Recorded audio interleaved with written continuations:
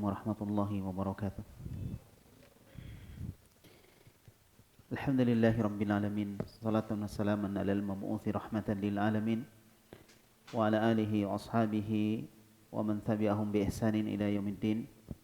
Asyhadu an la ilaha illallah wahdahu la syarika lah wa asyhadu anna Muhammadan abduhu wa rasuluhu sallallahu alaihi wa ala alihi wa sahbihi wa sallam.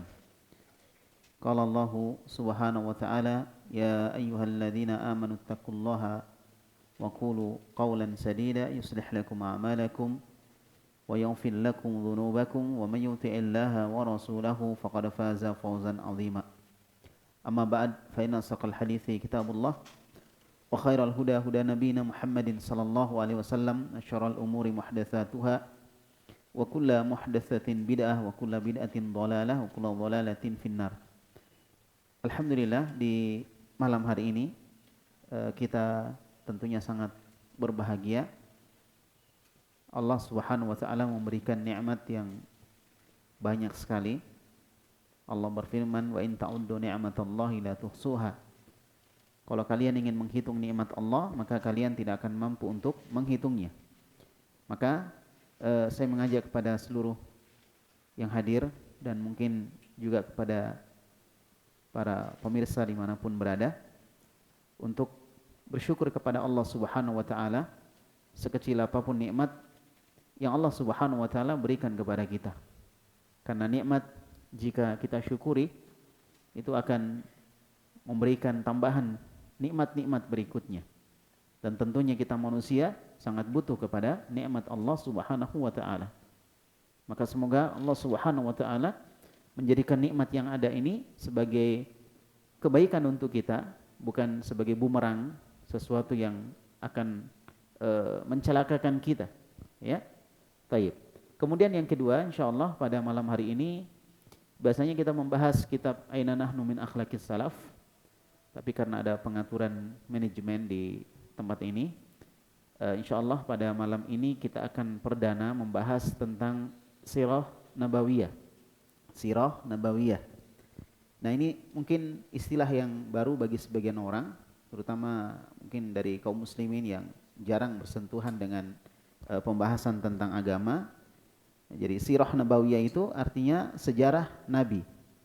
Sirah Nabawiyah bisa dimaknakan sejarah para nabi, nabi-nabi selain Rasulullah SAW dan juga Rasulullah. Kemudian bisa juga dimaknakan secara khusus, dia adalah pembahasan tentang sirah Nabi kita Muhammad SAW. Dan belajar sirah, sejarah Nabi Muhammad SAW itu adalah perkara yang sangat penting sekali.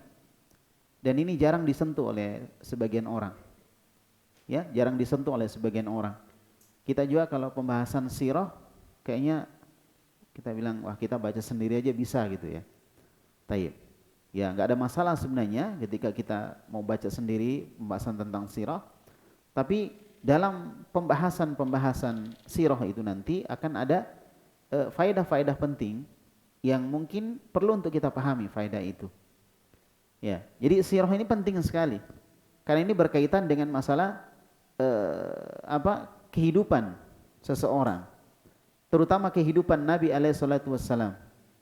Nabi SAW memiliki karakteristik yang tidak dimiliki oleh yang lainnya. Nabi SAW adalah panutan bagi kaum muslimin. Maka sangat disayangkan kalau kaum muslimin itu tidak belajar tentang sejarah beliau SAW. Dan banyak di antara kita nanti belajar sejarah Nabi itu kalau ada kajian tentang Sirah Nabawiyah. Kalau enggak ada ya sudah, enggak belajar. Ya, tidak ada perhatian untuk beli buku Sirah Nabawiyah. Padahal buku-buku tersebut sudah banyak yang diterjemahkan. Bagi yang tidak bisa bahasa Arab, sisa membaca. Ya, jarang di antara kita mau fokus untuk belajar tentang Sirah Nabawiyah. Bahkan ada sebagian orang yang mungkin belajar Sirah Nabawiyah dari media sosial, dari YouTube, dari Facebook, ya, dan yang lainnya. Tapi biasanya mereka juga tidak fokus. 1 kali 2 kali pertemuan, setelah itu tidak lanjut lagi sampai selesai. Akhirnya dia tidak bisa mendapatkan gambaran total, gambaran sempurna tentang siapa sosok yang bernama Muhammad sallallahu alaihi wasallam, yang nama beliau dicatat sebagai pemimpin paling berpengaruh di dunia. Ya, yang mencatat bukan muslim, dia non muslim. Dalam sebuah buku tentang 100 tokoh paling berpengaruh di dunia. Dan beliau mencantumkan Rasulullah sebagai orang pertama. Nah, jangan sampai orang-orang seperti itu yang notabene mereka adalah non muslim, mereka belajar tentang sirah nabawiyah, tentang sejarah Nabi. Dan itu nggak mungkin mereka nggak belajar kok, sehingga mereka meletakkan Nabi itu sebagai pemimpin yang paling berpengaruh di muka bumi. Ya, nah sedangkan kita kaum muslimin yang mengatakan cinta kepada Nabi, kita jarang ada sentuhan-sentuhan kepada sirah sejarah Nabi kita Muhammad alaihi salatu wassalam. Maka ini tentunya sebuah kekurangan yang harus kita sempurnakan, ya kan? Akidahnya bagus misalnya, tapi dia nggak paham tentang sirah nabawiyah. Ya, dan ini ada sesuatu yang kurang begitu, sehingga kadang kita tidak bisa melihat Nabi itu secara sempurna, karena pembahasan sirah ini jarang kita perhatikan. Nah, kenapa kita harus belajar sirah? Ya, salah satu di antara alasannya karena dengan belajar sirah itu akan tasabbut wa tawassuk, akan menguatkan kita, mengokohkan kita ya tentang Nabi kita Muhammad alaihi salatu wassalam. Dengan kita memahami tentang Nabi kita Muhammad alaihi salatu wassalam, sejarah beliau, sirah beliau, ya, maka kita akan bisa mencontoh beliau sallallahu alaihi wa ala alihi wasallam. Nabi kita Muhammad alaihi salatu wassalam itu ibarat ibarat sebuah buku yang di dalam buku itu ada garis-garis atau jalan-jalan yang harus kita lalui. Dalam sejarah Nabi Muhammad alaihi salatu wassalam, di dalamnya ada jalan-jalan yang ditempuh oleh Nabi Muhammad alaihi salatu wassalam. Dan Allah Subhanahu wa taala memerintahkan kita untuk mengikuti ya sejarah beliau, mengikuti beliau sallallahu alaihi wasallam. Allah Subhanahu wa taala berfirman, "Atiiullah wa atiiur rasul." Allah berfirman, "Wa ma atakumur rasul fakhudhuhu wa ma nahakum anhu fantahu."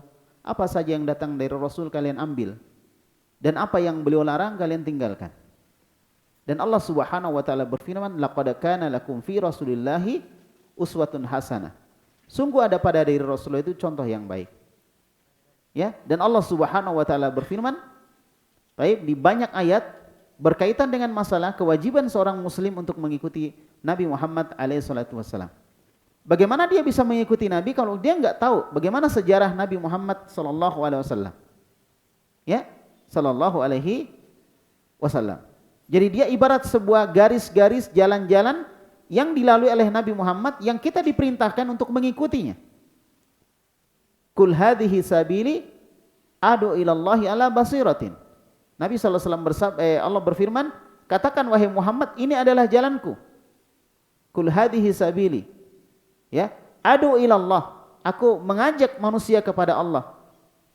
Jalannya Rasulullah SAW berdakwah, mengajak manusia kepada Allah, bukan kepada lembaga, bukan kepada yayasan, bukan kepada pribadi, tapi dia mengajak kepada Allah Subhanahu wa taala. Ana wa manittaba'ani.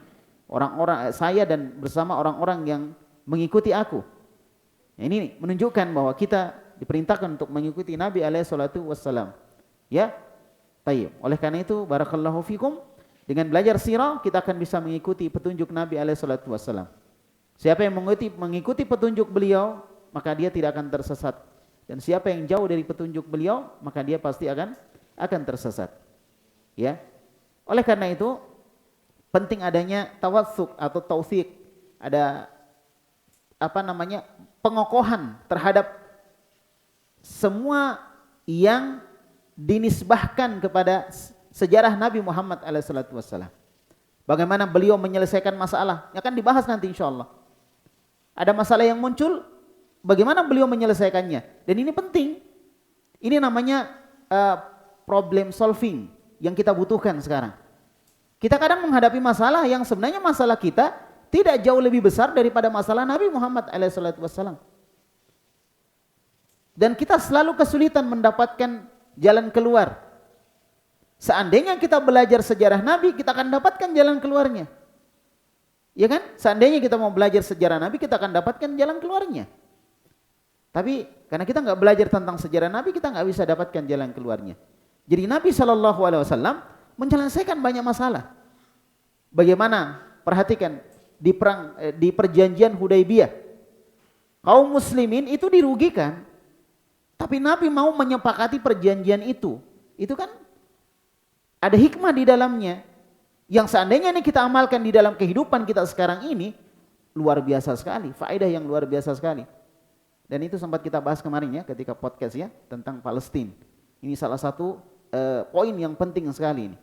Ini salah satu poin yang penting sekali. Bagaimana terkadang kita harus mengalah di satu kondisi. Ya, kenapa Nabi SAW di Mekah, beliau tidak diperintahkan untuk melawan orang-orang Quraisy, kafir Quraisy, untuk berperang. Ada hikmah di dalamnya, di dalam sejarah itu. Dan kita harus belajari. Gimana ceritanya kita mau ikuti Nabi kalau kita nggak belajar tentang sejarah beliau Sallallahu Alaihi Wasallam. Ya, bagaimana beliau mengurus istri-istrinya yang begitu banyak ya, dia urus, masya Allah, dan tetap menjadi keluarga yang sakinah, mawaddah, warahmah. Bagaimana juga beliau menghadapi orang-orang munafik yang kelihatan baik di depan beliau, tapi musuh dalam selimut. Itu semua ada dalam sirah nabawiyah. Bagaimana awal-awal dakwah beliau. Dan ini penting sekali. Sehingga kita nggak salah dalam dakwah. Kita kadang keliru dalam dakwah. Kita nggak paham apa yang harus kita lakukan dalam dakwah ini. Orang awam diperlakukan seperti orang yang sudah paham. Gitu. Nabi ada caranya ketika dia masih awam. Ada caranya Nabi. Ketika dia sudah paham, ada caranya Nabi dalam dakwah. Perhatikan ketika ada orang Badui masuk ke masjid ya. Masuk ke masjid, kencing. Apa yang Nabi lakukan? Menghardiknya, memarahinya, memukulnya? Tidak. Nabi membiarkan itu. Bahkan para sahabat semua berdiri untuk menghardik orang itu. Kata Nabi, ya, da'uhu wa la tazramu. Biarkan saja dia kencing. Jangan kamu hardik, biarkan saja. Dibiarkan oleh Nabi. Setelah itu Nabi minta satu gayung air, Nabi siram itu air kencingnya. Subhanallah. Ini karena dia enggak paham. Tapi ada suatu kondisi di mana Nabi SAW melihat ada seorang sahabat pakai cincin emas, Nabi ambil, Nabi lepas, Nabi lempar. Kemudian Nabi mengatakan, ya, kenapa ada orang yang meletakkan api neraka di tangannya? Nabi ambil, langsung dilepas. Beda kan? Di awal ketika pembahasan tentang masalah tadi, masalah orang Badui, Nabi seperti itu, ketika pembahasan tentang ini Nabi tegas. Bagaimana seorang sahabat yang tidak diajak bicara Nabi sampai 50 hari. Ya, atau 51 hari, Masya Allah. Tidak diajak bicara oleh Nabi Muhammad SAW. Siapa itu? Yang tidak diajak Nabi bicara? Ya, Ubay bin Ka'ab ya, tidak diajak bicara oleh Nabi Muhammad SAW. Ditahdir beliau, karena waktu itu nggak ikut perang. Dan bagaimana Nabi SAW memperlakukan orang-orang munafik. Dan Nabi tahu ini orang munafik. Tanpa keras kepada mereka. Coba. Ini semua ada hikmahnya dalam ini ada dalam sirah nabawiyah semua. Kita pelajari sehingga kita dakwah itu kita mencontoh Nabi Muhammad SAW. Dari mana beliau mengawali dakwah dan di mana ujung dari dakwah beliau. Seperti itu. Nah, itu tujuan dari sirah nabawiyah. Ya, itu tujuan dari sirah nabawiyah dan ini adalah pokok dari pokok agama kita. Pokok dari pokok agama kita. Kalau kita belajar tafsir, dampingi dengan sirah nabawiyah. Kita belajar hadis, dampingi dengan sirah nabawiyah. Kita belajar tentang apa lagi? Fiqh, ya, tentang ibadah, dampingi dengan sirah nabawiyah. Kita belajar tentang akidah, dampingi dengan sirah nabawiyah. Kita belajar tentang manhaj, dampingi dengan sirah nabawiyah. Menunjukkan sirah nabawiyah ini penting sekali. Ya, akan melengkapi hasanah keilmuan kita berkaitan dengan apa yang kita pelajari. Jadi sekarang pertanyaannya, penting nggak belajar sirah nabawiyah? Penting. Kita harus tahu bagaimana perjalanan dakwah Nabi itu. Dari beliau dilahirkan, sampai beliau dewasa, sampai beliau diangkat jadi Nabi, sampai beliau diangkat jadi Rasul, sampai beliau meninggal, konflik yang terjadi waktu itu, bagaimana beliau mendamaikan orang-orang yang beda agama di Madinah. Itu penting nggak untuk kita? Penting. Bagaimana beliau ketika tiba di Madinah mendamaikan orang-orang yang beda agama. Ya, subhanallah. Damai mereka, kumpul mereka. Bikin perjanjian, ya yang kita kenal dengan piagam Madinah. Bagaimana Nabi ketika kaum muslimin masih jumlah sedikit. Bagaimana Nabi ketika kaum muslimin sudah jumlahnya besar, sudah banyak. Ini kan semua ada dalam sirah nabawiyah. Artinya di situ ada solusi. Itu kan masalah. Masalah ketika kita banyak dan masalah ketika kita sedikit. Ketika kita banyak ada masalah tidak? Ada enggak masalah? Ada. Ketika kita sedikit ada masalah tidak? Ada. Dan solusinya ada pada sirah nabawiyah yang diajarkan Nabi Muhammad SAW. Biasakan kita misalnya ada lembaga gitu kan, ketika sedikit, Masya Allah, ketika sedikit itu mereka saling bantu membantu, tolong menolong. Tapi ketika mereka besar, pecah. Itu yang kita lihat, bagaimana Nabi menjaga itu semua. Menjaga persatuan dari jumlah sahabat yang sangat besar dan banyak itu. Bagaimana Nabi mendidik Abu Bakar As-Siddiq, Umar bin Khattab, ya, Ali bin Abi Thalib, Utsman bin Affan. Bagaimana Nabi mendidik mereka menjadi orang-orang yang hebat, yang kuat, yang mampu menghadapi masalah yang besar. Bagaimana beliau mendidik istri-istri beliau sehingga menjadi wanita-wanita yang solihah, wanita yang tahan banting, wanita yang tidak cengeng, wanita yang berani menghadapi segala masalah-masalah yang mereka hadapi. Ini semua ada dalam sirah nabawiyah. Jadi bukan sekedar kita belajar Nabi lahir tahun berapa, meninggal tahun berapa, dia punya istri berapa, bukan sekedar itu. Ya, Nabi rumahnya gimana? Enggak, bukan sekedar itu. Dalam sirah nabawiyah kita lihat bagaimana kesederhanaan Nabi. Dalam sirah nabawiyah kita melihat bagaimana keberanian Nabi. Kita melihat ya bagaimana kelembutan Nabi, bagaimana ketegasan Nabi, macam-macam bisa kita lihat semua.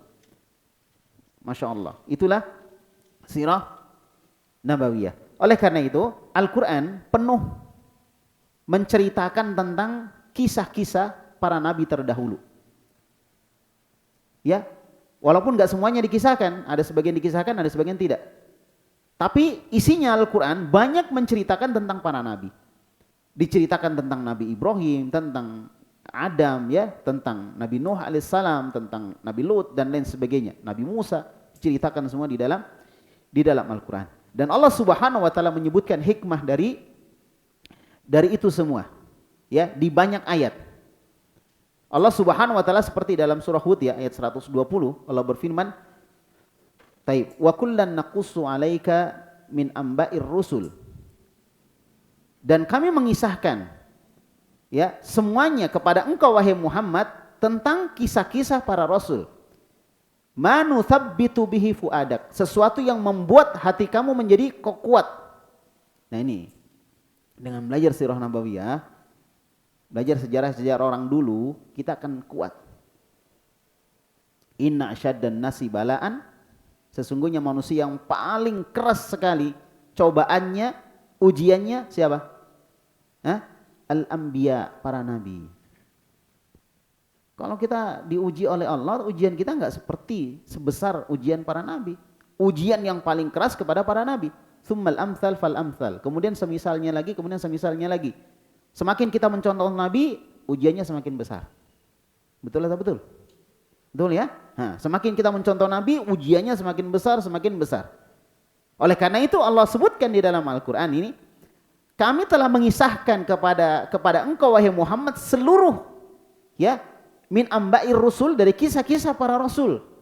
Untuk apa? Manu thabbitu bihi fuadak, sesuatu yang bisa membuat hati kamu menjadi kuat.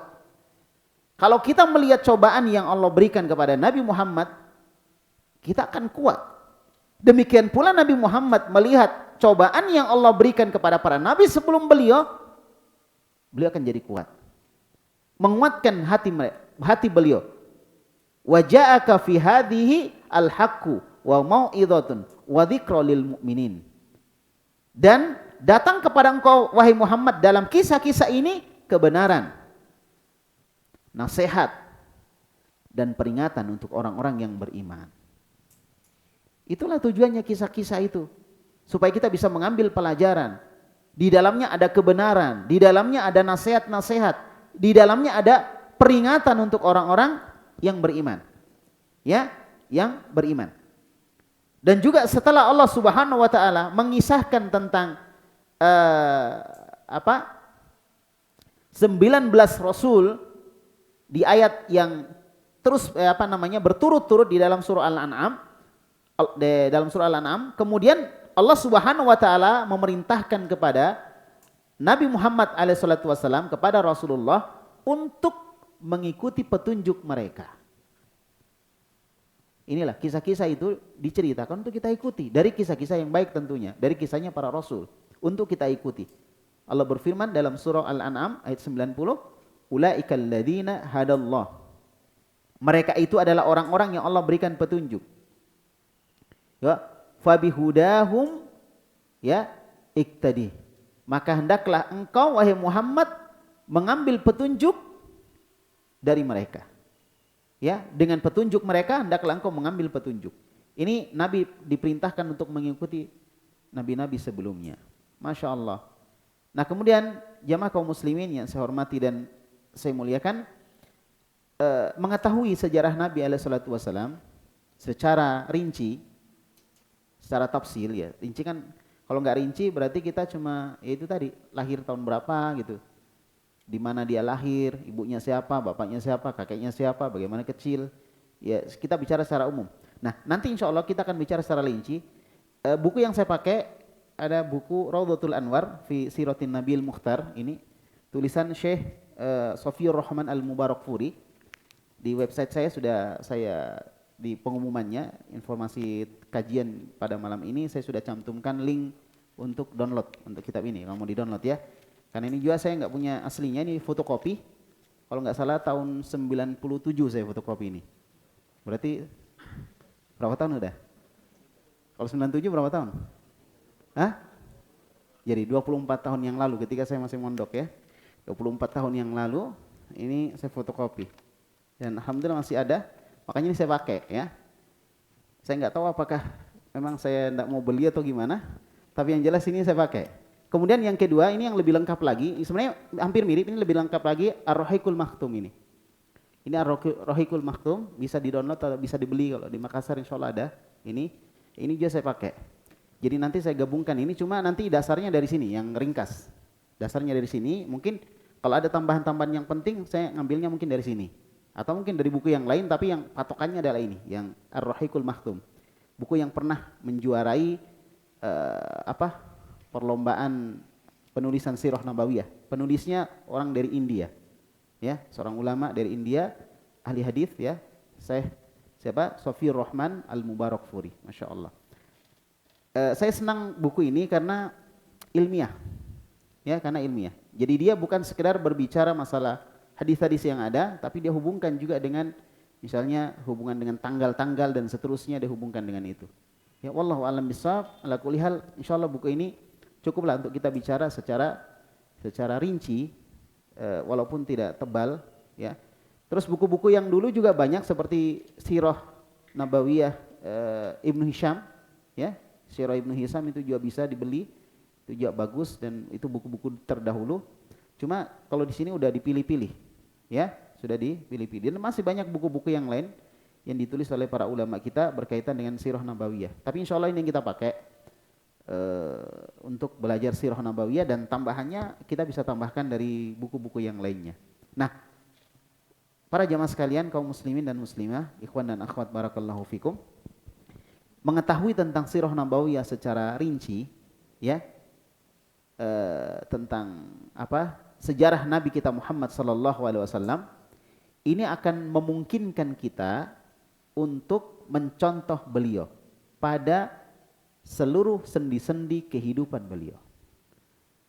Kita ngaku ahlu sunnah, ingin ikut Nabi, tapi nggak belajar sirah, kan aneh jadinya. Kita ngaku seorang salafi atau salafiyah, pengikut salaf, termasuk yaitu pengikut Rasulullah, tapi kita nggak belajar tentang sirah nabawiyah. Berapa orang di antara kita yang pernah menyelesaikan sirah nabawiyah satu buku?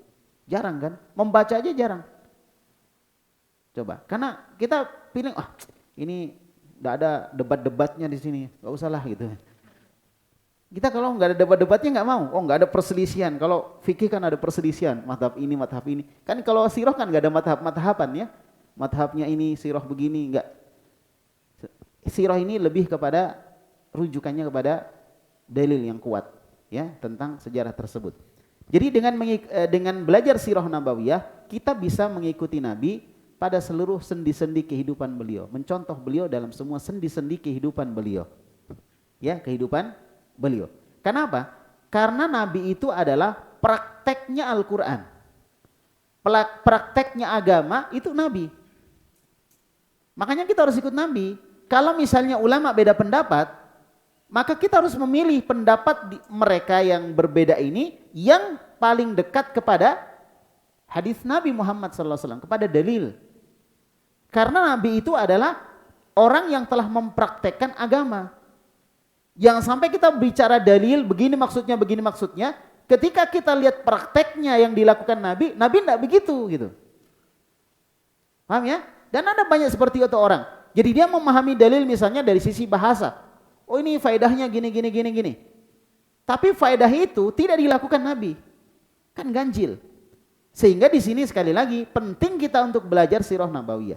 Karena Nabi adalah praktek dari agama itu sendiri. Kalau mau lihat praktek agama yang benar, lihat Nabi. Bagaimana Nabi? Ya kan? Bagaimana Nabi Muhammad SAW? Ada orang misalnya melakukan bom bunuh diri. Pertanyaannya, mereka punya dalil tidak? Mereka yang melakukan bom bunuh diri punya dalil atau tidak? Ayo, punya dalil atau tidak? Punya dia. Tapi keliru di dalam memahami. Paham ya? Keliru di dalam apa? Memahami. Kenapa? Karena mereka nggak lihat. Nabi melakukan itu enggak.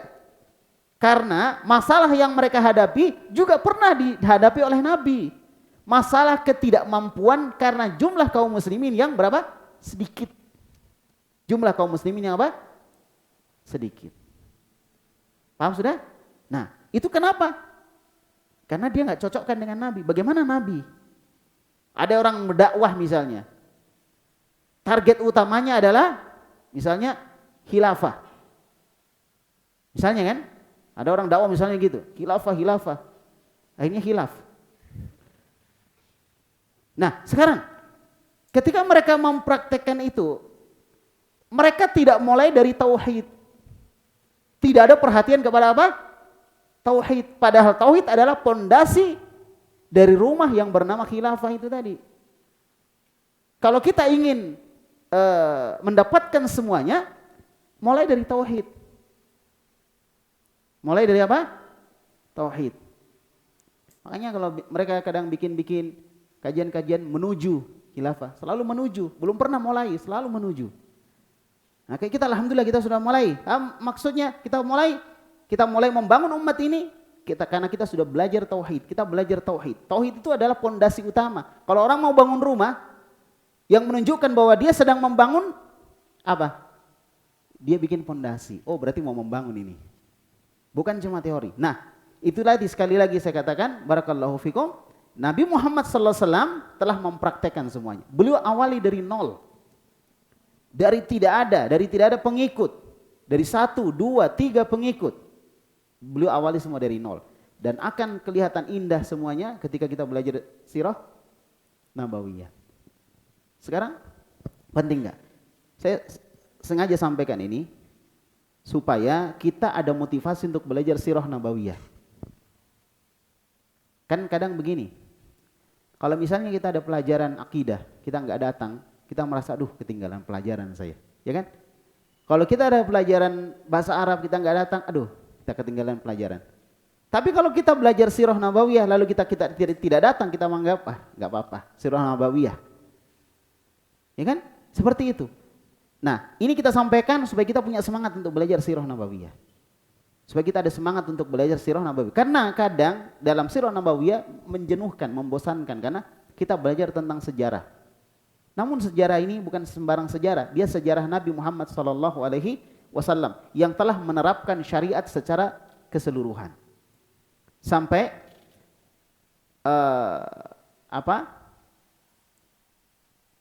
Aisyah radhiyallahu anha ya, ketika menjelaskan tentang akhlaknya Rasulullah, maka beliau mengatakan akhlaknya Rasulullah adalah Al-Quran. Dan Allah berfirman, laqad kana lakum fi Rasulillahi uswatun hasanah. Sungguh ada pada diri Rasulullah itu contoh yang baik. Liman kana yarjullaha wal yawmal akhir. Bagi siapa yang apa tadi? Mengharapkan untuk bertemu dengan Allah dan hari akhir. Ya, bagi siapa yang ingin bertemu dengan Allah, mengharapkan hari akhir, maka hendaklah dia benar-benar mencontoh Nabi, menjadikan Nabi SAW sebagai teladan, Kan enak kalau misalnya kita punya anak misalnya ya, kita punya anak, kita ingin mencontohkan bagaimana akhlak yang baik, kan enak kalau kita cerita sirah nabawiyah. Nabi itu dulu begini, Nabi dulu begini. Itu lebih masuk kepada anak-anak kita. Ya, kita ajarkan akhlak kepada mereka melalui metode sejarah Nabi Muhammad SAW. Ya, baik. Kemudian selanjutnya hal yang penting juga dalam sirah nabawiyah bahwa dengan kita belajar sirah nabawiyah, maka kita akan mengetahui agungnya Islam dan kekuatan Islam. Agungnya Islam dan kekuatan Islam diketahui dari sirah nabawiyah. Kenapa orang-orang kemudian fobi kepada Islam? Anggaplah non-muslim, fobi kepada Islam. Kemudian dia tidak cinta kepada Islam. Dia benci kepada Islam. Kenapa terjadi? Karena dia tidak menempuh jalur mempelajari sejarah Nabi dari sumber yang benar. Makanya saya katakan tadi, ada orang non-muslim, dia tulis buku, Nabi Muhammad diletakkan sebagai orang pertama yang paling berpengaruh di dunia. Itu karena apa? Karena dia belajar sejarah Nabi dari sumber yang benar. Sehingga dia tahu, oh, ternyata Nabi seperti ini. Padahal dia bukan seorang muslim. Makanya kita melihat, dengan kita memperkenalkan sejarah Nabi yang benar, tidak akan ada lagi insya Allah semacam penggambar karikatur Nabi Muhammad SAW. Karena mereka nggak paham siapa Nabi. Kenapa tidak paham? Karena sejarah Nabi kita nggak sebarkan. Kurang kita sebarkan. So, kalau kita lihat faedah-faedah yang ada nggak faedah-faedah tentang sejarah Nabi? Kurang kan? Sejarah Rasulullah dari faedah-faedah yang kita lihat di media sosial, di Facebook, di YouTube, di Instagram. Jarang kan kita lihat ada faedah-faedah yang bentuknya sirah nabawiyah. Ya kan? Mungkin ayat Quran, hadis atau ucapan ulama.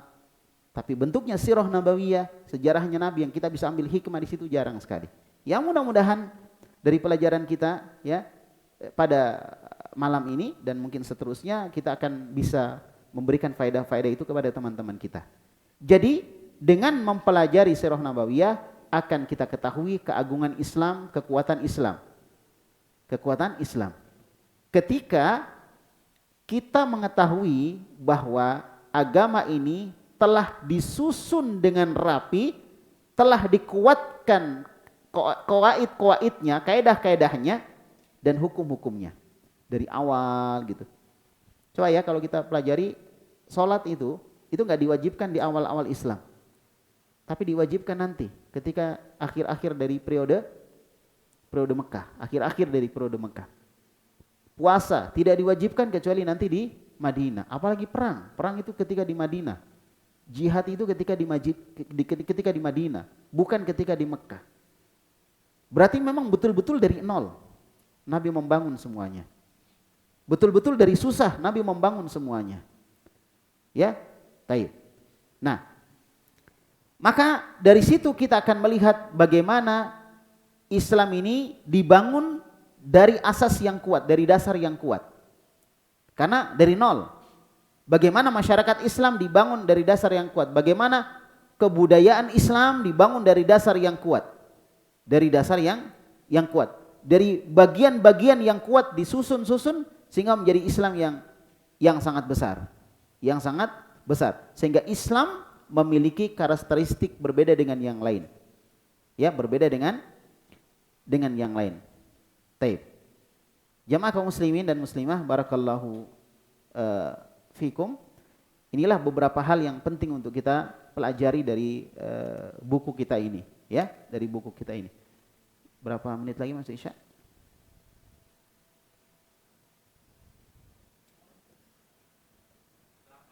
8 menit lagi? Ya. Enggak apa-apa, kita baca aja langsung ke bukunya ya. 8 menit kita manfaatkan insyaallah.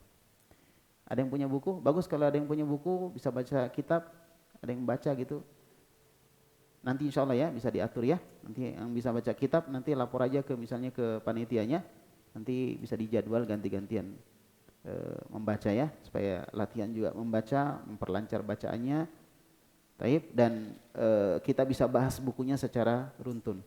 Ya, di sini disebutkan, kita langsung saya ke muqaddimah ya, muqaddimah. Kalau nggak selesai nanti insya Allah akan kita lanjutkan di pekan berikutnya. Bismillahirrahmanirrahim. Alhamdulillahirabbil alamin wassalatu wassalamu ala afdhali rusulihi. Segala puji bagi Allah, Rabb semesta alam. Salawat dan salam kepada Rasul yang paling utama. Ya, khatami anbiya'ihi, nabi yang paling terakhir. Jadi Nabi Muhammad itu Rasul yang paling utama. Dari sekian banyaknya Rasul, Rasul paling utamanya siapa? Rasulullah sallallahu alaihi wasallam. Makanya beliau adalah Sayyidul Anbiya, Sayyidul Rusul. Tokohnya para Rasul. Jadi Rasul-Rasul yang ada Rasul yang kemudian masuk dalam kelompok Rasul yang paling utama. Namanya Ulul Azmi. Berapa orang? 5 orang. Yang pertama, Nabi siapa? Masuk dalam Ulul Azmi, Nabi Nuh alaihissalam. Ulul Azmi itu ulu artinya tinggi, azm itu keinginan. Jadi Nabi yang punya keinginan tinggi, tekad yang besar. Karena perjuangan mereka nggak main-main, perjuangan mereka keras. Pertama Nabi Nuh yang berdakwah sekian lama itu. Kemudian siapa lagi? Nabi Ibrahim. Nabi Ibrahim bagaimana dia harus berbeda pendapat dengan ayahnya, orang tuanya sendiri, bagaimana beliau berbeda pendapat dengan kaumnya, bagaimana beliau dibakar dan seterusnya. Ya, sehingga pantas beliau masuk dalam jajaran Ulul Azmi. Yang ketiga, ini bukan sesuai urutan keutamaan ya, ini urutannya sesuai dengan masa hidupnya. Kemudian Nabi Musa alaihissalam. Nah, bagaimana Nabi Musa juga, masya Allah perjuangannya ya. Kemudian yang ketiga, yang keempat Nabi Isa alaihissalam. Yang terakhir Rasulullah Muhammad sallallahu alaihi wasallam. Inilah Ulul Azmi. Dari Ulul Azmi ini disaring lagi. Ya, yang paling utama ada 2 orang. Siapa? Nabi Ibrahim dan Nabi Muhammad sallallahu alaihi wasallam. Mereka dikenal dengan Khalilullah, kekasih Allah. Jadi dari 5 ini diperas lagi, yang paling bagusnya 2 orang tadi. Khalilullah, kekasih Allah, Nabi Ibrahim dan Nabi Muhammad sallallahu alaihi wasallam. Sampai Nabi Muhammad diperintahkan mengikuti Nabi Ibrahim alaihissalam. Nah, dari 2 ini ketika dibandingkan mana yang lebih utama? Nabi Muhammad sallallahu alaihi wasallam. Nah, jadi Nabi Muhammad adalah Rasul yang paling utama, dan yang kedua beliau khatami anbiya'ihi. Beliau adalah penutup Nabi Allah Subhanahu wa taala. Penutup. Jadi setelah Rasulullah enggak ada lagi nabi. Kalau ada nabi muncul, ya, setelah Nabi Muhammad muncul ngaku nabi, ngaku Rasul, itu dusta. Gak mungkin ada nabi setelah Rasul. Tapi apakah setelah Rasulullah? Apakah setelah Rasulullah meninggal banyak orang yang mengaku nabi dan Rasul? Banyak. Dulu ada namanya Musailama Al-Kadzab, digelari Al-Kadzab. Kadzab itu bukan sekedar berdusta, tapi pendusta. Musailamah namanya. Dia ngaku nabi. Ya, dia ngaku nabi. Taib. Kemudian ya di Indonesia juga sudah terlalu sering. Hampir tiap tahun muncul nabi baru. Ya. Masya Allah, nggak tahu produk mana ini. Produk Indonesia, made in Indonesia ya. Nah, itu nggak ada. Nabi Muhammad adalah penutup para nabi. Kemudian apa? Disebutkan di sini Muhammadin As-Siddiq As-Sadiqil Amin. Beliau adalah Muhammad yang jujur dan terpercaya. As-Sadiqil Amin, jujur dan terpercaya. Nabi Muhammad sejak kecil dikenal dengan itu. Orang-orang Quraisy juga waktu Nabi belum diutus jadi Rasul, digelari beliau dengan Al-Amin. Tapi ketika beliau diangkat jadi Rasul, gelarnya hilang sedikit demi sedikit. Ya, sama di zaman kita sekarang ini. Baik, ketika orang lihat kita baik, masya Allah, senang orang sama kita, cinta. Tapi ketika dia tahu, oh ini belajar sunnah, oh ini Wahabi, ya, hilang udah, kebaikan hilang. Baik, ala kulli hal, itulah Nabi kita Muhammad dulu digelari dengan Al-Amin. Tapi ketika Nabi ditahu bahwa agama yang berbeda dengan agama mereka, hilang. Dan itu juga terjadi zaman sekarang. Jadi kita bisa ngambil pelajaran, oh Nabi aja begini dulu, apalagi kita. Ketika kita membawa sesuatu yang berbeda dengan yang dilakukan orang, padahal yang kita lakukan jelas dasarnya, jelas dalilnya, tetap kita disalahkan. Ya, padahal dulunya mereka baik sama kita. Itu terjadi juga di zaman Nabi Muhammad sallallahu alaihi wasallam. Baik. Kemudian disebutkan al-mab'utsi ilal ahmar wal aswad ajma'in. Beliau adalah rasul yang diutus kepada manusia yang berkulit merah, berkulit hitam, seluruhnya. Jadi manusia seluruhnya, Nabi Muhammad adalah rasul bagi seluruh alam. Ya, rasul bagi seluruh alam. Dia adalah rahmatan lil alamin, rahmat bagi seluruh alam. Jadi Nabi Muhammad bukan cuma rasul bagi umat Islam, tapi untuk semuanya. Jadi Nabi sebagai bukti bahwa Allah telah mengirimkan risalah kepada umat manusia agar mereka selamat masuk ke dalam surga. Agar mereka selamat masuk ke dalam surga. Agar mereka selamat dari api neraka. Diutus secara Rasul. Dan diutusnya Nabi Muhammad SAW sebagai bukti bahwa manusia itu sudah sampai kepadanya hujjah. Sudah sampai keterangan kepada mereka. Sehingga mereka nanti tidak bisa lagi beralasan di hadapan Allah Subhanahu wa ta'ala. Taib. Wa ala alihi wa sahbihi hamlati liwa'iddin.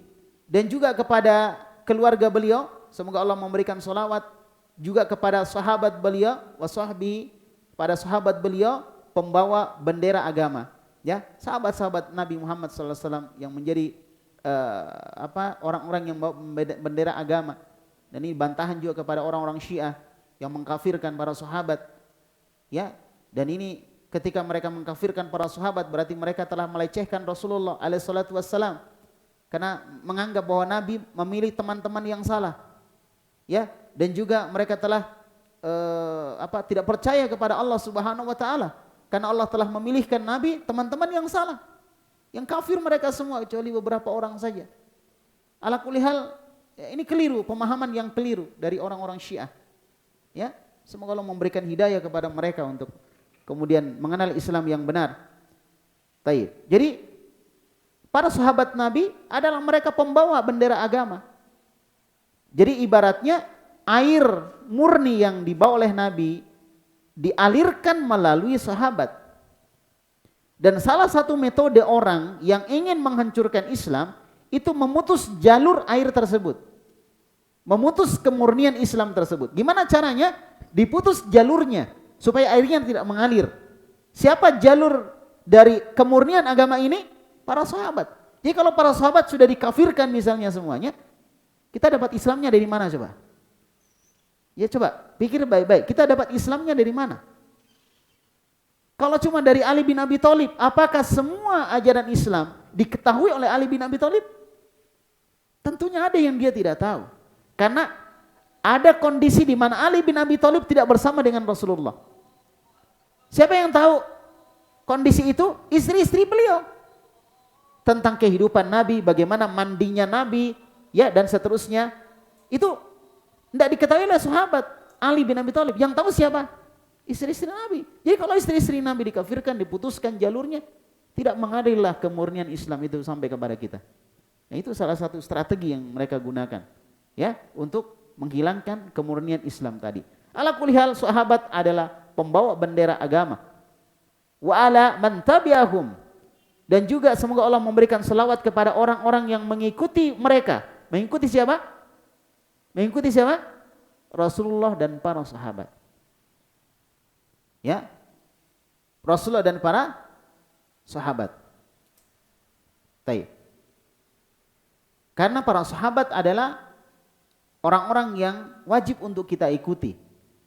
Dari mereka lah kita mendapatkan Islam. Maka di sini Syekh mengatakan semoga Allah memberikan selawat kepada mereka yang mengikuti Rasulullah dan para sahabat. Karena Allah Subhanahu wa taala sebutkan dalam Al-Qur'an dalam surah At-Taubah ayat 100. Ini harusnya hafal semua. Ini dalil tentang wajibnya mengikuti salafus saleh. Allah Subhanahu wa taala berfirman, "As-sabiqunal awwalun."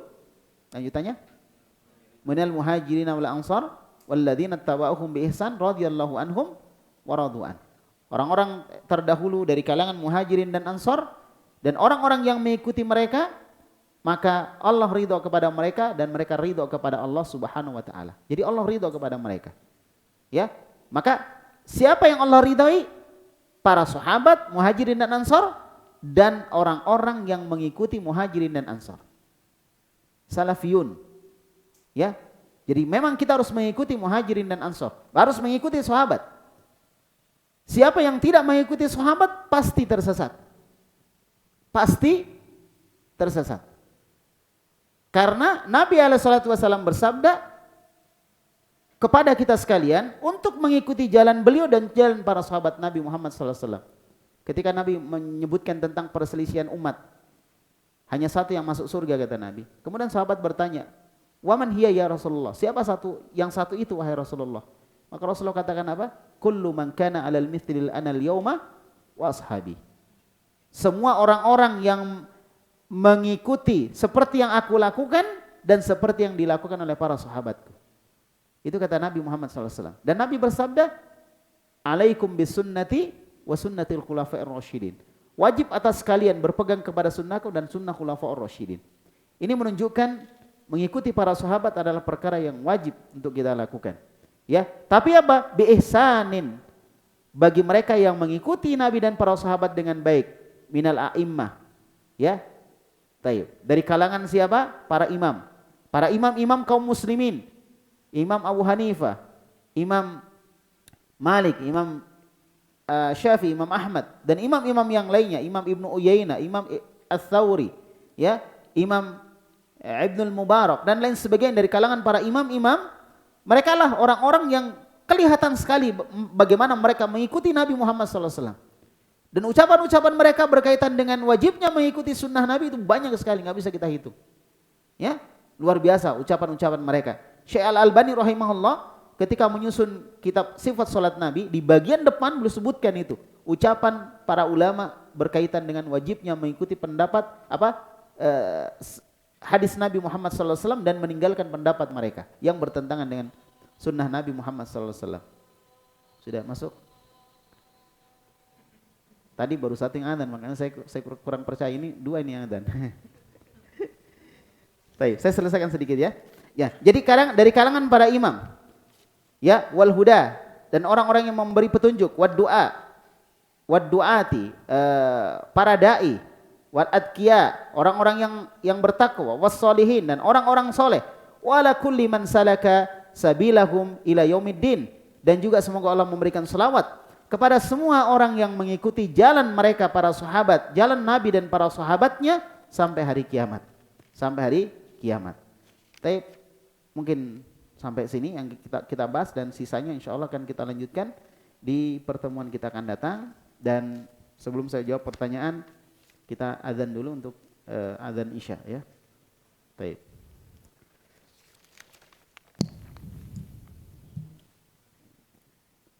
Allahu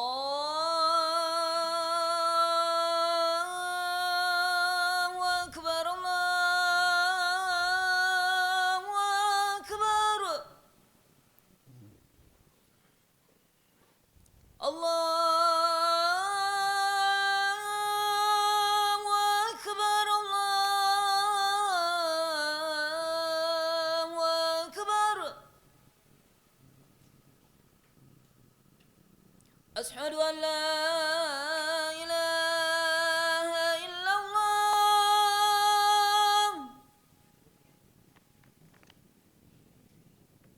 Asyhadu an la ilaha illallah.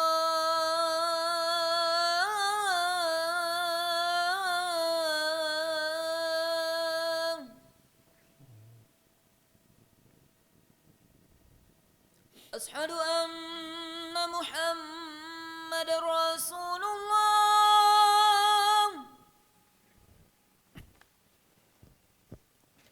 Asyhadu anna Muhammadar Rasulullah.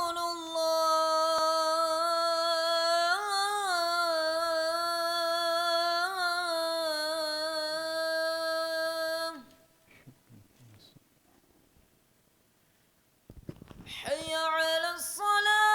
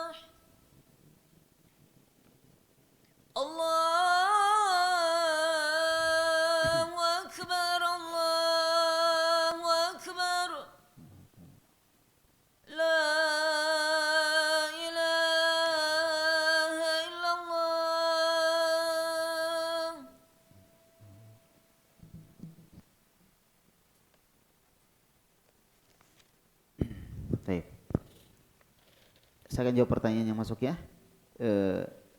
Bagaimana sikap kita atau cara menanggapi kaum muslimin yang ketika disampaikan bahwa perbuatan yang mereka anggap ibadah, yang mereka lakukan tidak ada contoh dari Rasulullah, mereka mengatakan Nabi ini kan hanya hidup selama 60 tahun dan menjadi Nabi di umur 40 tahun. Belum semua diajarkan oleh beliau. Ya ini jelas keliru ya, jelas keliru. Allah Subhanahu wa taala berfirman, "Al-yauma akmaltu lakum dinakum wa atmamtu 'alaikum ni'mati wa raditu lakumul Islam madina." Pada hari ini telah kusempurnakan agama untuk kalian. Ya. Al-yauma akmaltu lakum dinakum. Telah kusempurnakan agama untuk kalian. Ya, kemudian apa lagi? Wa atmamtu 'alaikum ni'mati, dan aku telah sempurnakan nikmat untuk kalian. Wa raditu lakumul Islam madina, dan aku ridha Islam sebagai agama kalian. Ini dalil yang sangat jelas, terang sekali bahwa Islam itu sudah sempurna. Kalau dikatakan tidak semua yang diajarkan oleh Nabi, ya benar. Dan yang tidak diajarkan itu berarti bukan Islam, gitu kan? Selesai. Ya, Nabi nggak pernah mengajarkan bid'ah. Pernah Nabi mengajarkan bid'ah? Nggak pernah. Berarti yang bid'ah itu bukan sunnah, gitu. Baik. Jadi Nabi yang mengajarkan yang benar-benar semua, dan yang benar-benar itu sudah sempurna. Sudah sempurna, disempurnakan di dalam agama kita. Oleh karena itu Imam Malik rahimahullah, beliau mengatakan apa yang pada saat itu adalah ajaran agama, ketika turunnya ayat ini ajaran agama, maka sampai hari kiamat dia akan tetap menjadi ajaran agama. Enggak akan berubah. Dan apa yang waktu itu bukan ajaran agama, sampai hari kiamat tidak akan mungkin bisa menjadi ajaran agama. Nah, Al-Quran sudah sempurna. Apakah kita mau mengatakan Al-Quran tidak sempurna? Tidak membahas semuanya? Al-Quran itu kitab suci. Dia adalah dasar dari agama kita. Dan tidak mungkin Al-Quran menyebutkan secara rinci semuanya. Al-Quran itu menyebutkan secara umum. Dari dalil-dalil atau ayat-ayat yang umum itu kita bisa mengambil untuk kita terapkan ke dalam masalah-masalah yang lain. Contoh misalnya Allah berfirman, ya, wala taqul lahuma uffin wa qul lahuma qaulan karima. Jangan kalian mengatakan kepada kedua orang tua kalian, tapi ucapkanlah ucapan yang baik. Jangan kalian mengatakan kepada orang tua. Dalam Al-Quran nggak ada disebutkan, oh berarti kita boleh dong memukul orang tua kita misalnya dengan palu-palu. Dalam Al-Quran kan nggak ada larangannya. Ya Al-Quran nggak mungkin jelaskan itu, jangan pukul dengan palu-palu, jangan lempar dengan air mineral gitu apa semua. Nggak ada memang itu, nggak ada disebutkan secara rinci begitu, secara detail seperti itu. Tapi dalil yang kita sebutkan tadi, jangan mengatakan menunjukkan bahwa mengatakan saja tidak boleh, apalagi yang lebih besar daripada itu. Nah gitulah Al-Quran, dia sebutkan dalil secara umum, di mana masalah-masalah yang ada di bawah dalil secara umum itu masuk ke dalamnya. Jelas ya? Makanya Al-Quran itu kalau mau dijelaskan semuanya, wah tebal nanti. Gak bisa dihafal nanti Al-Quran. Ya kan? Jadi Al-Quran itu menjelaskan secara umum saja. Menjelaskan secara umum saja. Taib, ala kulli hal, apa yang diajarkan Nabi selama 23 tahun itu sudah mencukupi semuanya. Sudah mencukupi semuanya. Coba perhatikan. Imam Ahmad hafal berapa hadis? Hafal berapa hadis? Sanad dan matanya 1 juta hadis. Imam Bukhari 1 juta hadis. Itu lengkap semua itu. Itu pun belum semua mereka hafal. Ini menunjukkan bahwa yang diajarkan Nabi itu banyak sudah. Banyak sekali. Lengkap semuanya. Ada semuanya di dalam agama ini. Tidak ada, kata sahabat, tidak ada satupun kebaikan kecuali Nabi sudah ajarkan. Tidak ada satupun kejelekan kecuali Nabi sudah peringatkan.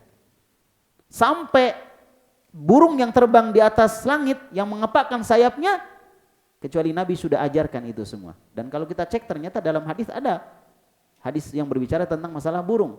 Contohnya misalnya hadis yang menyebutkan lau tawakkaluna haqqa tawakkuli la razaqakum kama yarzuqut thair. Seandainya kalian bertawakal dengan tawakal yang benar, maka kalian akan diberikan rezeki seperti Allah memberikan rezeki kepada burung. Nah itu. Ada tentang burung. Di mana burung itu di pagi hari dia pergi dalam kondisi perut yang kosong, dia pulang dalam kondisi sudah kenyang. Itu diajarkan ternyata oleh Nabi Muhammad SAW. Tidak ada satu kebaikan kecuali sudah diajarkan oleh Nabi. Tidak ada sebuah kejelekan kecuali sudah diperingatkan oleh Nabi Muhammad SAW. Cuma ingat, pembahasan-pembahasan itu dibicarakan secara umum. Sehingga para ulama kita membuat kaedah-kaedah. Ada kaedah usul fikih. Ya, ada kaedah usul fikih, ada qaidul fikih, ada usulul fikih, ada usul fikih, ada kaedah fikih.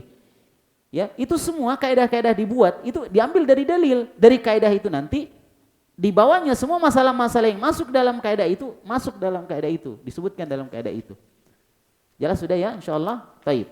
Maka orang yang mengatakan bahwa Islam ini tidak sempurna, dia nggak punya dalil sama sekali. Islam ini sudah sempurna, semuanya ada. Dan kalau kita lihat, tidak ada agama sesempurna Islam. Sampai masalah buang hajat. Sampai masalah buang apa? Buang hajat. Ada nggak dalam Islam diajarkan tentang buang hajat? Ada. Diajarkan oleh Nabi Muhammad SAW. Sampai ada seorang Yahudi datang kepada Salman Al-Farisi. Salman Al-Farisi ditanya oleh Yahudi itu. Dia mengatakan apa? Hal allamakum nabiyukum kulla syai'in hatta al-qira'ah. Apakah nabimu mengajarkan kepada kamu segala sesuatu? Sebutkan di situ kulla syai'in, segala sesuatu. Sampai masalah buang hajat. Ini orang Yahudi yang nanya ini. Ya. Taib. Sampai masalah buang hajat diajarkan oleh nabimu?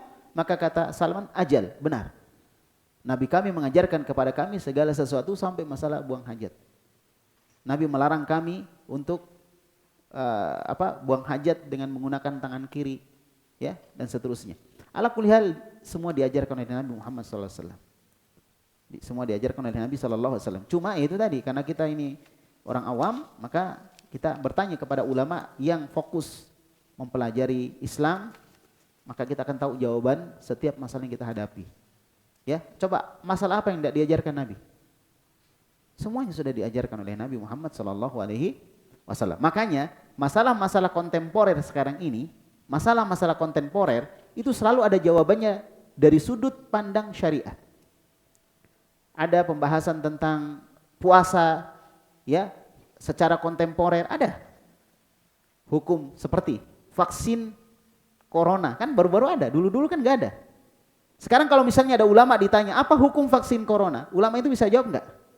Bisa, karena ada panduannya dalam syariat, boleh atau enggak. Ya kan? Tentang masalah jual beli saham, tentang masalah jual beli dengan GoPay dan apa lagi? Dan GoGo yang lainnya lagi, ya, GoPro, ya. Ya. Iya, itu ada semua jawabannya. Para ulama bahas, jangankan para ulama, para ustadz saja bahas. Berarti menunjukkan diambil dari mana mereka dalilnya itu? Ngambil dari Al-Quran atau Sunnah, menunjukkan lengkap sudah. Padahal di zaman Nabi belum terjadi, tapi kenapa bisa dibahas? Itu tadi karena ada kaedah-kaedah dan para ulama kita mengetahui bagaimana menempatkan dalil ini di posisi kejadian seperti ini. Dan insya Allah suatu saat antum juga akan tahu, ya. Yang penting belajar, ya. Taib, belajar yang benar, belajar dari dasar sampai kalian memahaminya. Wallahu a'lam bishawab. Ala kulli hal, pertanyaan ini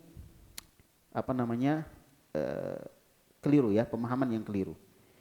Kemudian bismillah, afwan Ustadz, berikan nasihat ketika kita sudah yakin mantap ke tahap pernikahan. Saya hampir nggak ada hari yang saya ngajar sini nggak ada pernikahan. Selalu ada pernikahan, ya. Nanti kita ganti judul saja Pak Fardi, ya. Nanti kita ganti judul. Sirah Nabawiyah dilihat dari sudut pandang pernikahan, ya.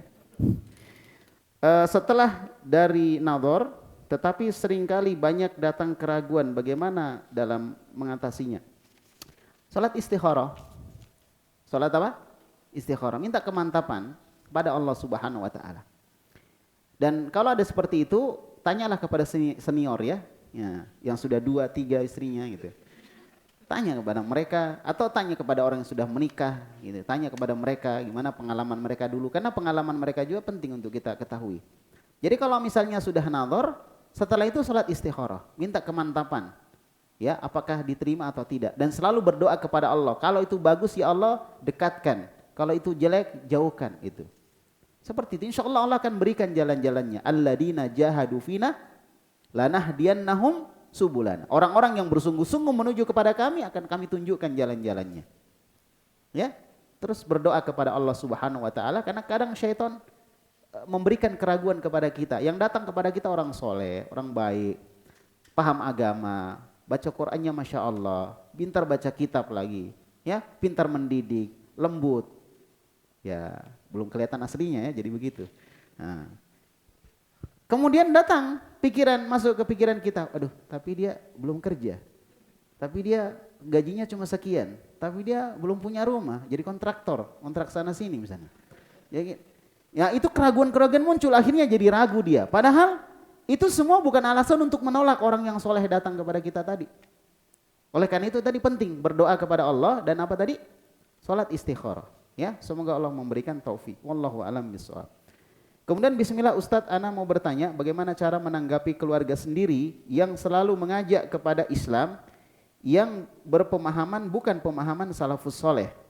Seperti yang ingin mendirikan negara-negara khilafah. Dan selalu tidak menurut pemerintah. Ya, selalu menentang pemerintah gitu ya. Taib. Ini orang tidak pernah rasakan jadi pemerintah, jadi begitu. Lalu menganggap presiden dan pemerintah itu bukan ulil amri. Lalu ulil apa namanya? Taib. Ana mohon solusinya Ustadz, karena ia mengatakan akan terus mengajak ana hingga ana mau ikut dengan ajaran mereka. Ya gantian lah kita yang ngajak gitu ya. Masa dia ngajak terus, ya nggak seimbang lah. Kita ngajak sekali-kali kita ngajak dia, ayo ikut taklim saya gitu gini-gini. Jadi ini pemahaman yang keliru tentunya. Kita diperintahkan untuk taat kepada pemerintah kita. Ayat-ayat disebutkan tentang itu, hadis-hadis juga disebutkan tentang itu. Allah berfirman, atiullah wa atiur rasul wa ulil amri minkum. Taati Allah dan taati Rasul dan para pemimpin di antara kalian, ulil amri. Nah, apakah mereka pemerintah itu bukan ulil amri? Ya ulil amri. Ulil amri artinya apa? Ulu artinya pemilik. Amr artinya perkara, pemilik urusan. Jadi dia adalah orang yang mengatur urusan. Orang yang mengatur urusan. Oleh karena itu para ulama kita mengatakan ulil amr itu ada dua, yaitu ulama dan umara. Ulama yang mengatur urusan agama kaum muslimin ya atau masyarakat, dan umara yang mengatur urusan dunia. Siapa yang mengatur urusan dunia kita? Ayo, yang mengatur SIM, yang mengatur apalagi PBB ya dan lain sebagainya. Siapa yang mengatur? Yang mengatur jalanan, yang mengatur harus vaksin, yang mengatur protokol kesehatan, yang mengatur tentang pernikahan. Siapa? Ada yang ngatur atau tidak? Berarti dia ulul amri. Seseorang yang mengurus aturan, yang mengatur urusan gitu. Betul ya? Pemerintah kita. Nah, siapa yang mengatur agama kita, mengajari kita sholat, mengajari kita berwudu, mengajari kita akidah, siapa? Ulama. Berarti ulama juga yang mengatur kita. Jadi kita diatur akhirat kita oleh ulama, diatur dunia kita oleh pemerintah. Maka pemerintah itu yang mengatur kita, ulul amri. Maka mereka yang wajib untuk ditaati. Walaupun ketaatan kita tidak mutlak. Ketaatan kita kepada manusia secara umum termasuk pemerintah, ketaatan dalam kebaikan. La ta'ata fil makhluk fi ma'siyatillah. Tidak ada ketaatan kepada makhluk kalau tujuannya durhaka kepada Allah. Jadi ketaatan kita kepada mereka dalam perbuatan kebaikan saja, bukan dalam maksiat. Innamat ta'a fil ma'ruf. Ketaatan cuma dalam perbuatan yang baik saja. Maka itulah seperti itu. Maka kalau ada orang yang mengatakan seperti itu, ajak juga dialah. Masa kita yang diajak ya, ajak juga dia. Ya, baik. Dan tidak mungkin mereka bisa mendirikan khilafah, tidak mungkin ya sampai mereka kembali ke jalan Nabi Muhammad SAW. Dalam hadis yang diriwayatkan oleh Imam Abu Dawud dan disahihkan oleh Syekh Muhammad Nasiruddin Al-Albani dalam As-Sahihah nomor 11, Nabi SAW bersabda, "Idza tabayatum bil ina wa akhadtum adnabal baqar wa raditum bizar'i wa salaktumul jihad wa taraktumul jihad, sallallahu alaikum dullan." Kalau kalian berjual beli dengan cara inah, salah satu bentuk jual beli riba. Kemudian kalian ridho, senang dengan pertanian, peternakan, lupa dengan akhirat. Kalian meninggalkan jihad fi sabilillah. Ya. maka Allah akan memberikan kepada kalian kehinaan. La yangzi'uhu ankum hatta tarji'u ila dinikum. Allah tidak akan mencabut kehinaan itu sampai kalian kembali kepada agama kalian. Jadi kita akan tetap diberikan oleh Allah kehinaan. Tidak akan mungkin kita berjaya sampai kita kembali kepada agama. Kembali kepada agama berarti kembali kepada sunnah Rasulullah SAW. Sehingga disebutkan dalam riwayat yang lain, hatta tarji'u ila amrikumul awal. Sampai kalian kembali kepada urusan kalian yang pertama. Yaitu agama, mengikuti agama sebagaimana agama yang dulu diajarkan Nabi Muhammad SAW. Inilah kejayaan Islam ketika mereka mau kembali kepada sunnah. Maka ketika ada sebuah tempat, sebuah manusia, sebuah kaum yang kemudian Allah Subhanahu wa taala hinakan dia, maka dia perlu mengecek dirinya. Apakah saya mengikuti sunnah atau tidak? Apakah saya memperjuangkan sunnah atau tidak? Apakah saya cinta kepada sunnah atau tidak? Apakah saya mencintai orang-orang yang mengajarkan sunnah atau tidak? Kita pertanyakan kepada diri kita. Mungkin ada masalah di situ. Karena Allah berjanji, intan surullah, apa lanjutannya? Yang surkum. Wa yutsabbit aqdamakum. Kalau kalian menolong Allah, maka Allah pasti akan menolong kalian. Dan akan menguatkan kedudukan kalian di muka bumi. Jadi syarat kita dikuatkan kedudukan kita oleh Allah Subhanahu wa taala. Dan syarat kita ditolong oleh Allah apa? Menolong Allah. Ini syarat. Sebelum datangnya masyrut, sebelum datang hasilnya, maka syaratnya harus terpenuhi dulu. Gimana mungkin Allah menolong kita kalau kita tidak menolong Allah Subhanahu wa taala? Gimana cara menolong Allah? Mengamalkan ajaran Islam yang Allah turunkan kepada Nabi Muhammad sallallahu alaihi wasallam. Punya perhatian kepada masjid, punya perhatian kepada Al-Qur'an, punya perhatian kepada sunnah-sunnah Nabi Muhammad sallallahu alaihi wasallam, maka Allah pasti akan menolong kita. Tapi kalau kita tinggalkan semua itu, kita cuma akan dapat apa? Dapat kehinaan. Ya, wallahul musta'an. Jadi tidak akan mungkin semua itu didapatkan, kejayaan Islam didapatkan kecuali kembali kepada sunnah Nabi Muhammad sallallahu alaihi wa ala alihi wasallam. Maka jalan Ahlus Sunnah wal Jamaah, jalan salafus soleh adalah jalan yang terbaik karena mereka benar-benar ingin mengikuti Rasulullah sallallahu alaihi wa ala alihi wasallam. Dan insyaallah nanti akan kita lihat lagi dalam pembahasan sirah nabawiyah yang kita bahas. Mungkin yang terakhir? Tidak ada? Baik. Kalau nggak ada insyaallah naktafi, kita cukupkan sampai di sini. Dan kita berharap kepada Allah akan kita bisa membahas buku kita dan diusahakan buku Rawdatul Anwar kalau misalnya nggak ada bukunya bisa di fotokopi ya atau di download. Insyaallah HP-nya jangan diisi yang nggak bagus, diisi yang bagus-bagus saja ya. Termasuk diisi ini buku, ya masukkan ke HP. Jadi pas belajar kita bisa lihat. Saya dulu awalnya waktu belum bisa baca kitab, selalu saya beli kitab. Senang aja, senang. Ada ustadz baca, wah kita nggak tahu ya, sok tahu aja, nggak apa-apa. Oh ngangguk-ngangguk gini ya. Ngangguk-ngangguk maksudnya nggak tahu gitu ya. Nah, kan kalau begini-gini aneh, jadi ngangguk-ngangguk nggak tahu. Tapi akhirnya kita senang, kemudian kita berusaha untuk belajar bahasa Arab. Jadi kadang cinta itu diawali dari situ, ya kan? Makanya kita harapkan teman-teman pegang buku terjemahan, ya pegang buku terjemahan. Nanti kalau misalnya kita bisa terjemahkan itu juga bagus, kita sebarkan. Tapi yang paling bagus adalah pegang buku terjemahan atau pegang buku kemudian diterjemahkan. Buku kemudian diterjemahkan sedikit demi sedikit, satu kata. Nanti insya Allah lama-lama banyak yang kita hafal dan banyak yang kita lupa. Ya. Kalau sudah dihafal lupa lagi ya. Ala kulli hal teman-teman usahakan punya buku ini ya insya Allah. Karena saya bukan penjual buku, saya tidak menawarkan buku, cuma saya ingin antum semua punya bukunya. Dan di download pun ada. Tulis saja Rawdatul Anwar ya. Nanti akan muncul Rawdatul Anwar fi Sirati Nabiyil Mukhtar. Itu bukunya dan insyaallah bahasa-bahasanya juga insyaallah enggak terlalu berat ya. Terutama yang sudah pernah belajar bahasa Arab, rugi kalau enggak dipraktekkan. Makanya itu salah satunya. Dan yang terakhir mungkin saya minta nanti kepada pengurus ya panitia kalau bisa di jadwal ada yang membaca ya, di jadwal yang membaca. Nanti yang sudah bisa membaca kitab walaupun masih tersendat-sendat enggak apa-apa. Daftar saja ke pengurus, nanti pengurus yang urut siapa yang membaca. Jadi nanti mungkin ada satu mic lagi ya, bisa ya. Satu mic lagi khusus untuk yang membaca.